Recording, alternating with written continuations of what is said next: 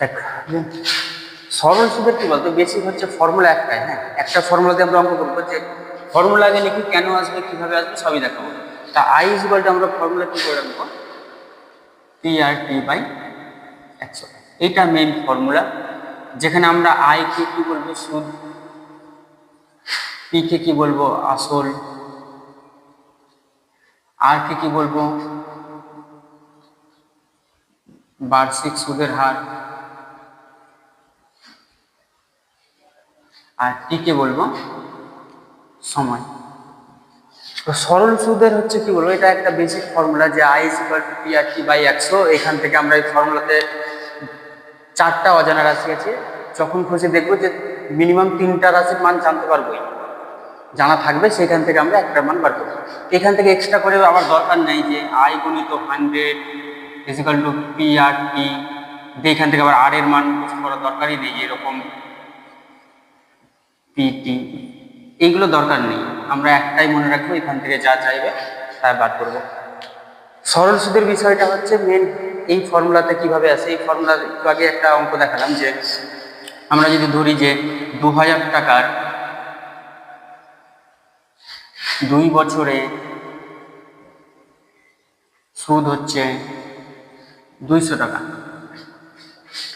এবার তোকে হয়তো বললো যে 2000 টাকার 5 বছরে কত সুদ বার করতে বললো, ঠিক আছে, 5 বছরে কত টাকা সুদ বার। তাহলে আমরা এটাকে আগে বার্ষিক সুদের হারে নিয়ে আসি। দেখ, যে 2000 টাকার 1 বছরে সুদ কত, 200/2, কত হয়ে গেল 100 টাকা। বা আমরা কাটাকাটি এখন করছি না, একবারে পরে এত টাকা করে রেখেই দেয়, কত হলো। আচ্ছা, 2000 টাকার যদি 1 বছরে 100 টাকা সুদ হয়, তাহলে 1 টাকার সুদ কি বার করবো, 1 টাকার 1 বছরের সুদ 100/2000।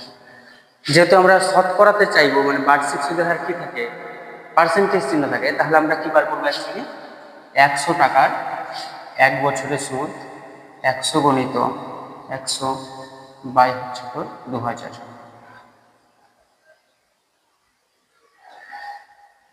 তাহলে হচ্ছে কত 5, তাহলে 5%। এবার দেখ, কি বলেছিলাম যে 2000 টাকার 2 বছরে সুদ কত, 200 টাকা। আমরা ঐকিক নিয়মে কি বেরালো, দেখ 5%। এইটাই আমরা এবার যদি ফর্মুলার সাহায্যে ইউজ করি, যে R is equal to T, I মানে সুদ কত টাকা, 200 টাকা, গণিত কত 100, আসল কত টাকা 2000, সময় কত বছরে ছিল 2 বছরে। দেখ, এই 2 কাটলো, একটা শূন্য একটা শূন্য, একটা শূন্য একটা শূন্য, একটা শূন্য আর একটা শূন্য, তাই তো। তাহলে হচ্ছে 5 দুগুণা কত 10/2, মানে 5%। এখানে কাটাকাটিটা একবার দেখে নে, 3টা শূন্য হচ্ছে 3টা শূন্য কেটেছে, আর এখানে হচ্ছে 2 দিয়ে কেটে এখানে হচ্ছে 10, ঠিক আছে। তাহলে হচ্ছে এই যে 5%, তাহলে আমরা কি করব, এই যে 5% বার করলাম। এবার আরো যখন জটিলের দিকে যাব, তখন তো আমরা বারে বারে এরকম ঐকিক নিয়মে করে আসতে পারবো না। তখন আমরা কি করেছি, একটা ফর্মুলা ইউজ করেছি, যে I is equal to P R T by 100। Basic formula এটা এসেছে, এখান থেকে আমরা যা চাইবো তা বার করতে পারবো পরবর্তীতে। এবার ধীরে ধীরে আমরা অঙ্কের দিকে যাব। একটা ফর্মুলা এটাই মনে রাখ, এটা টুক দিয়ে আমরা হচ্ছে তো একদম অনুশীলনের অঙ্ক দেখে আসবো।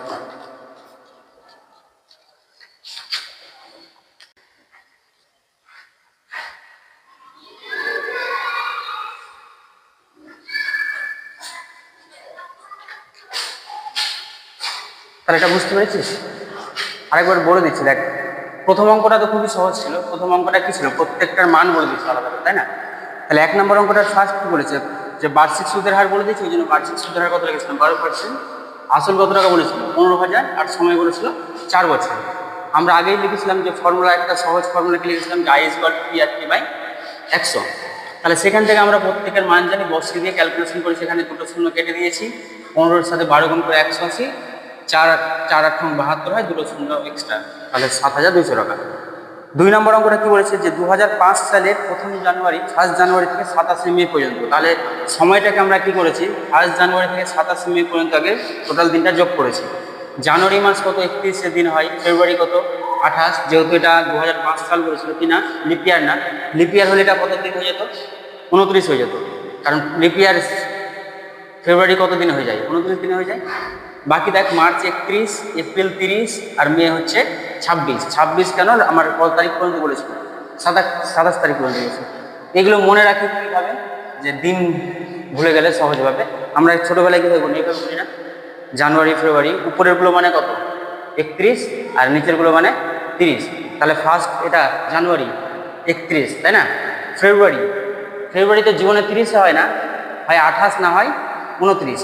যেহেতু সালটা বলেছিল 2005, লিপিয়ার না, তাহলে কি হয়ে গেল, 28 হয়ে গেল। আবার যখন আমরা মার্চে আসলাম তখন দেখ আবার কত লিখেছি, 31, তাই তো? আবার যখন দেখ এপ্রিল মানে কি নিচে এসেছে, ওই জন্য কত হয়ে গেছে 30। আর মেয়ের ওখানে 26 দিন কেন হয়েছে, 1 জানুয়ারি থেকে 27 মে পর্যন্ত বলেছিল, তাহলে আমরা 26 মে পর্যন্ত ইন্টারেস্টটা কাউন্ট করেছি। ঠিক আছে, কতদিন পর্যন্ত ইন্টারেস্ট দিতে হচ্ছে, তাহলে যোগ করে আমরা 146 দিন পেয়েছি।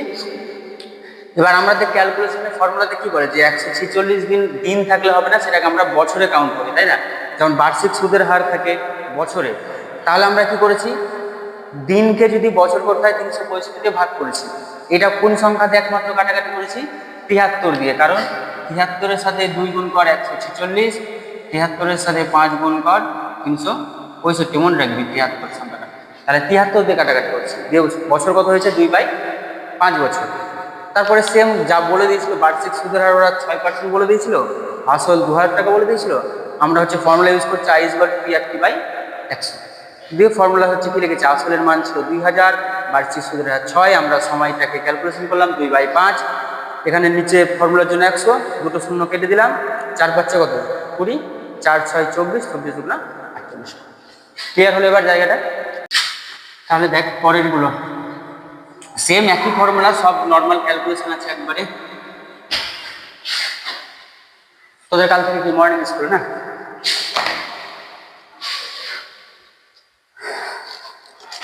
আচ্ছা 3 নাম্বার কি বলছে, বার্ষিক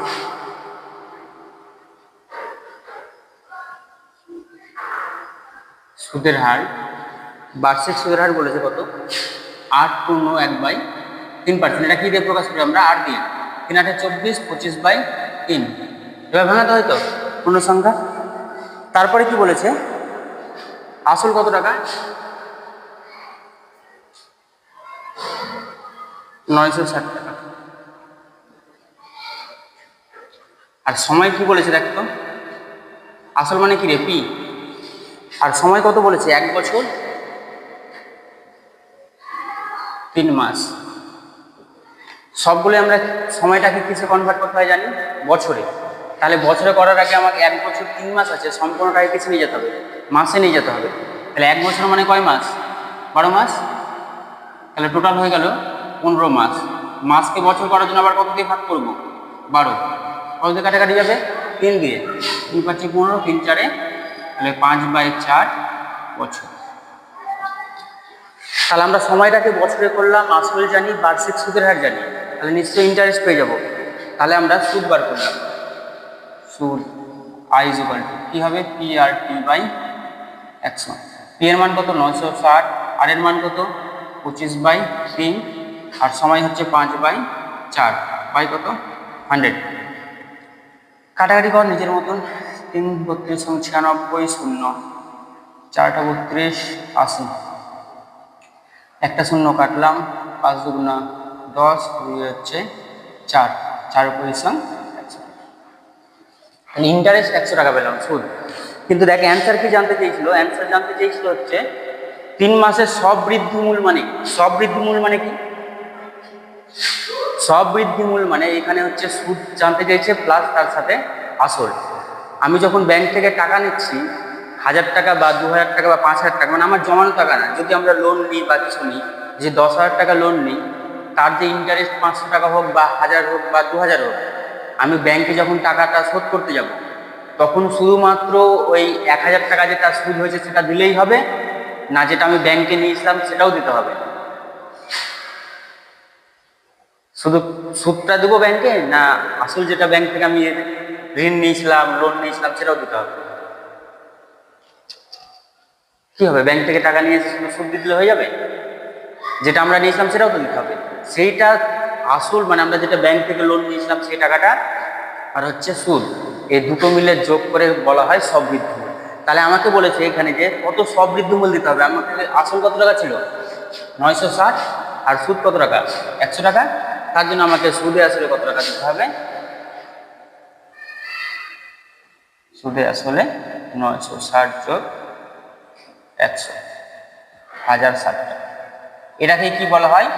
সবৃদ্ধিমূল। সবৃদ্ধিমূল মানে কি? সুদ আর আসল। দেখ, পরের অঙ্কগুলো প্রত্যেকটা খুব ছোট ছোট অঙ্ক আছে, কিন্তু আমরা প্রত্যেকটাই করবো। ডিটেলসে বেশি লিখবো না, শুধু ফর্মুলা লিখে ক্যালকুলেশনগুলো করবো। হ্যাঁ, দেখ 4 নম্বর। 4 নম্বর কি বলেছে যে 6% সরল সুদের হারে 3200 টাকার 2 বছরে সুদে আসলে কত টাকা দিতে হবে? তাহলে সবই বলা আছে। আসল মানে পি কত টাকা দেওয়া আছে? 3200 টাকা। আমি আর কিছু লিখবো না, একবারে সহজে শুধু মান দিয়ে লিখছি, ঠিক আছে? ওই পি আই এগুলো দিয়ে লিখছি। যেমন হচ্ছে আর এর মান কত বলেছে? 6%। আর টি কত বলেছে? 2 বছর সময়। তোরাও পরীক্ষা হলে আবার লিখে ফেলবে, থাক।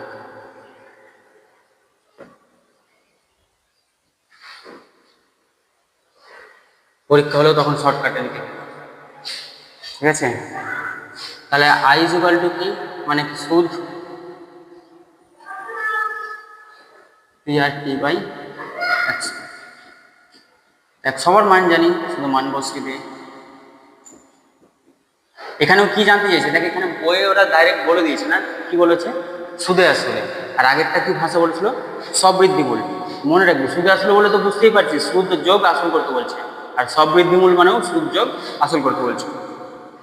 আচ্ছা, 32কে 6 দিয়ে গুণ করলে হচ্ছে 192, 192কে 2 গুণ করে হচ্ছে 192, 384 হচ্ছে 384 টাকা।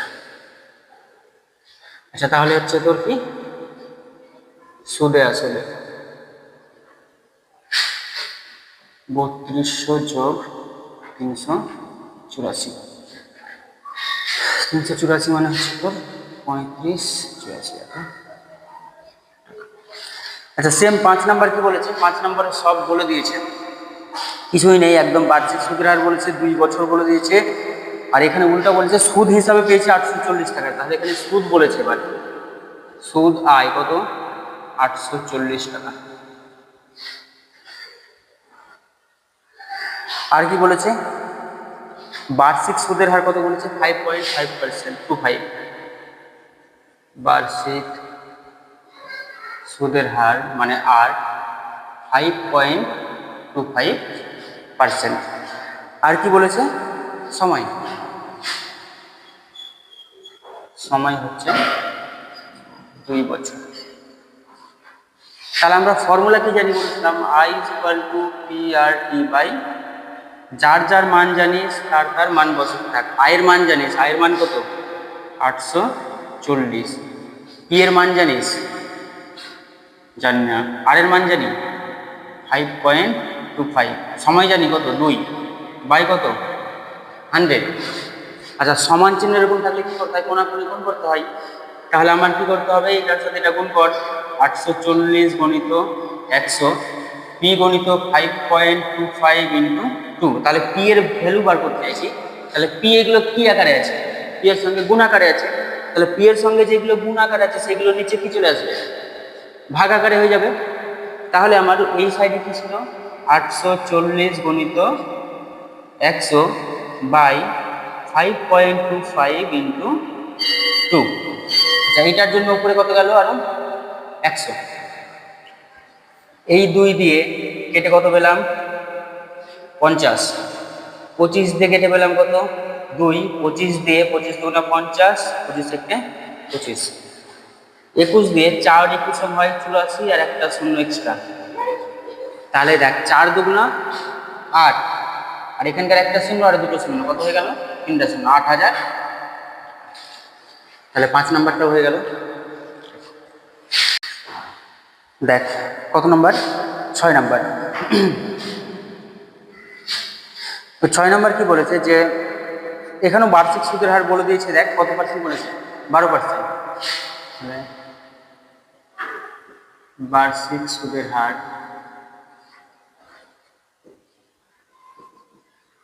12%। এবার বলেছে সুদটা কি বলেছে দেখ, প্রত্যেক মাসে কত টাকা দেয়, 378 টাকা প্রতি মাসে।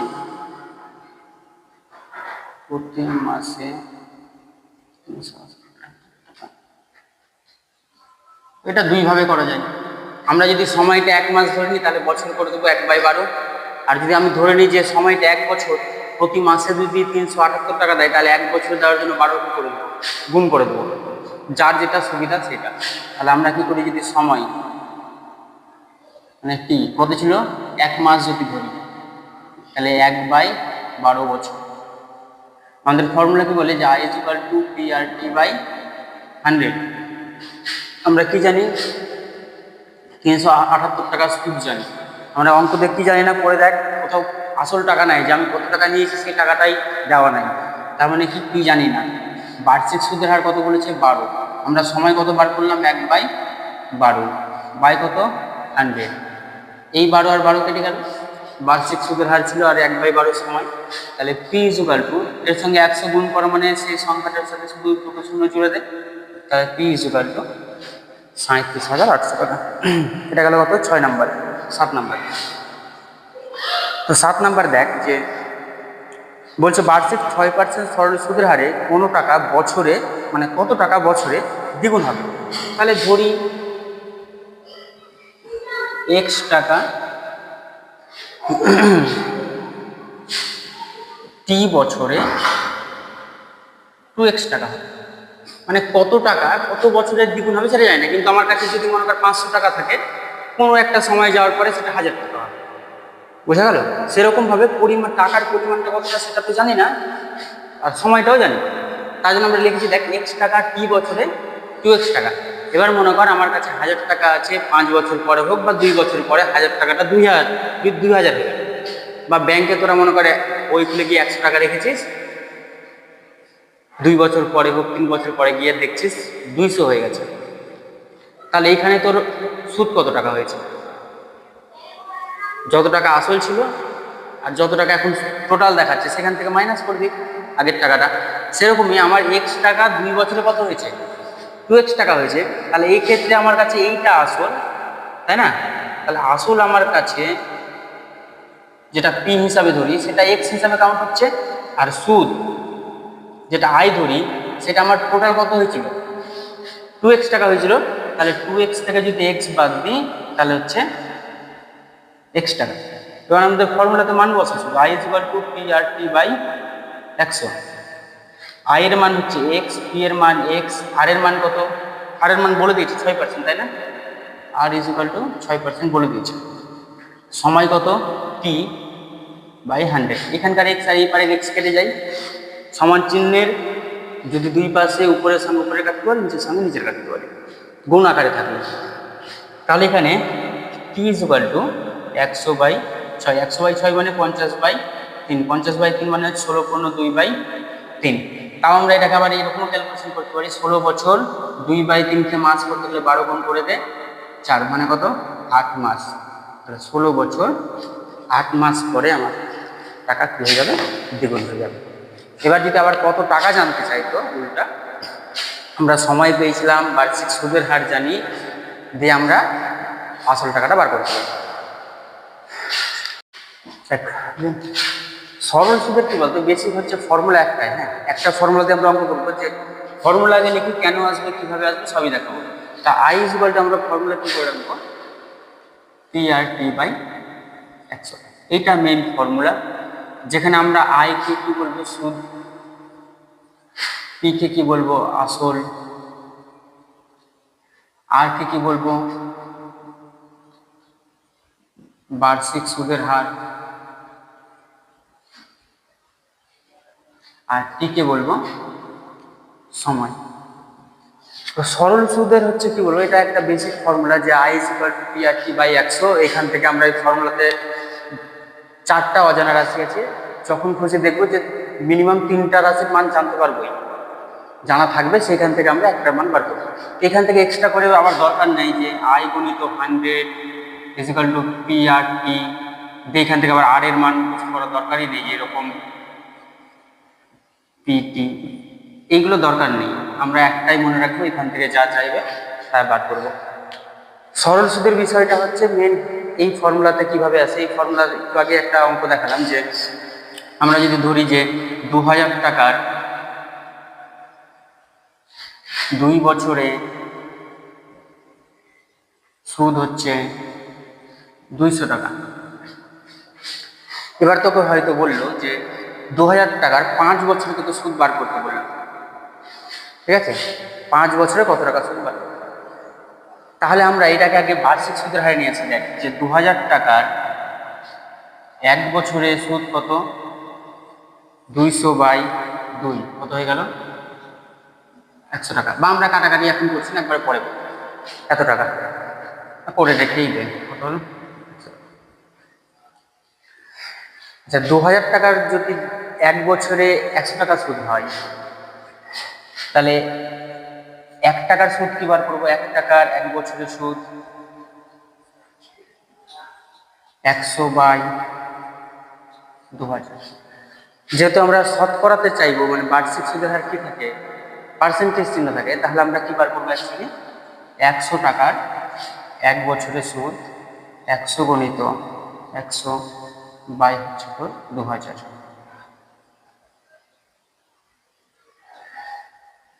তাহলে হচ্ছে কত 5, তাহলে 5%।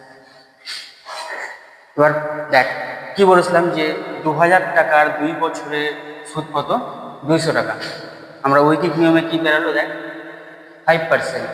এইটাই আমরা এবার যদি ফর্মুলার সাহায্যে ইউজ করি যে আর ইজিক্যাল টু কি, আই মানে সুদ কত টাকা, 200 টাকা, গণিত কত 100, আসল কত টাকা 2000, সময় কত বছরে ছিল 2 বছরে।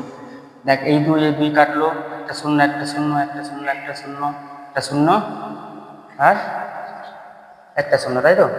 তাহলে হচ্ছে 5 দুগুণা কত 10/2, মানে 5%। এখানে কাটাকাটিটা একবার দেখে নে, 3টা শূন্য হচ্ছে 3টা শূন্য কেটেছে, আর এখানে হচ্ছে 2 দিয়ে কেটে এখানে হচ্ছে 10, ঠিক আছে। তাহলে হচ্ছে এই যে 5%, তাহলে আমরা কি করব, এই যে 5% বার করলাম।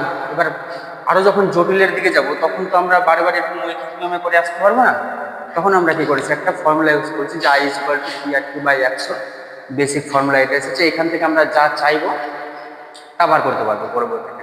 এবার ধীরে ধীরে আমরা অঙ্কের দিকে যাব। একটা ফর্মুলা এটাই মনে রাখ, এটা টুক দিয়ে আমরা হচ্ছে তো একদম অনুশীলনের অঙ্ক দেখে আসবো।